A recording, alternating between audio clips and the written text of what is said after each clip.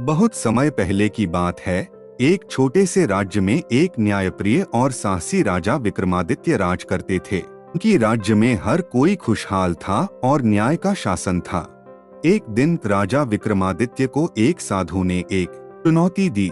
साधु ने कहा, राजा विक्रमादित्य, तुम इतने महान हो, क्या तुम मेरे द्वारा दी गई चुनौती का सामना कर सकते हो? राजा विक्रमादित्य ने सोचा और कहा, मैं तैयार हूँ, बताइए क्या है वह चुनौती? साधु ने मुस्कुराते हुए कहा, तुम्हें जंगल के अंदर स्थित एक पेड़ से बेताल नामक एक प्रेतात्मा को पकड़कर मेरे पास लाना होगा। राजा विक्रमादित्य ने बिना किसी भय के कहा, मैं यह कार्य करूँगा। वह जंगल में गए और बड़ी कठिनाई से बेताल को पकड़ लिया। बेताल ने राजा विक्रमादित्य से कहा, राजा, अगर तुम मुझे मेरे स्थान पर लौटने की अनुमति दे दो तो मैं तुम्हें एक कहानी सुनाऊंगा, लेकिन अगर तुमने मुझे बीच में ही रोकने की कोशिश की तो तुम्हारे साथ बहुत बुरा होगा।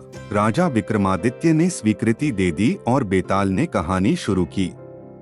कहानी की शुरुआत बेताल ने कहा, बहुत समय पहले एक छोटे से गांव में एक व्यापारी था जिसका नाम वर्धमान था। वर्धमान एक अत्यंत ईमानदार और साहसी व्यक्ति था। वह हर समय अपनी मेहनत से ही अपनी जीविका चलाता था। एक दिन वह यात्रा पर निकला और उसे एक सुनसान जंगल में एक भयानक राक्षस दिखाई दिया। राक्षस ने कहा, तुम मुझे अपनी जान दे दो या मैं तुम्हें खा जाऊंगा। वर्धमान डर के बजाय पूरी बहादुरी से राक्षस से बोला, तुम मुझे मार सकते हो, लेकिन एक शर्त है। अगर तुम मेरी एक बात मानोगे तो मैं तुम्हें अपना जीवन दे दूंगा। राक्षस ने पूछा, क्या शर्त है? वर्धमान ने कहा, तुम्हें मेरी 3 इच्छाएं पूरी करनी होंगी। पहली इच्छा यह है कि तुम मेरे परिवार को सुरक्षित रखो। दूसरी, तुम मुझे किसी भी दुख से बचाओ।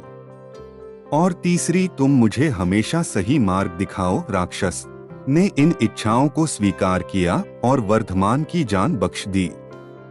इसके बाद वर्धमान ने राक्षस की मदद से जंगल से बाहर आकर अपने परिवार को बचाया और राक्षस की दी हुई मार्गदर्शन से जीवन में सफलता प्राप्त की।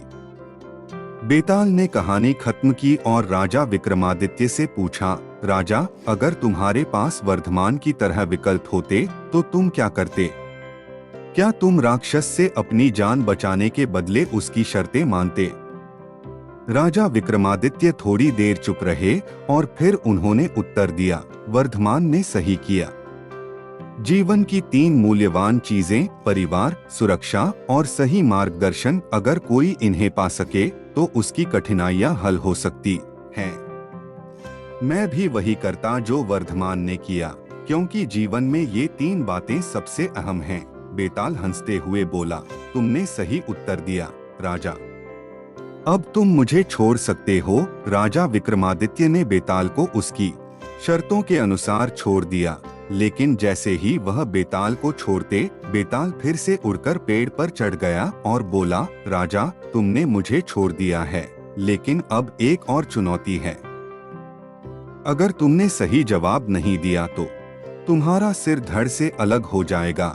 राजा विक्रमादित्य ने गहरी सांस ली और फिर कहा, तुम चाहे जितनी बार मुझे चुनौती दो, मैं तुम्हारे सवालों का सही जवाब दूंगा। इतना कहकर राजा विक्रमादित्य ने एक बार फिर बेताल को पकड़ने के लिए जंगल में प्रवेश किया।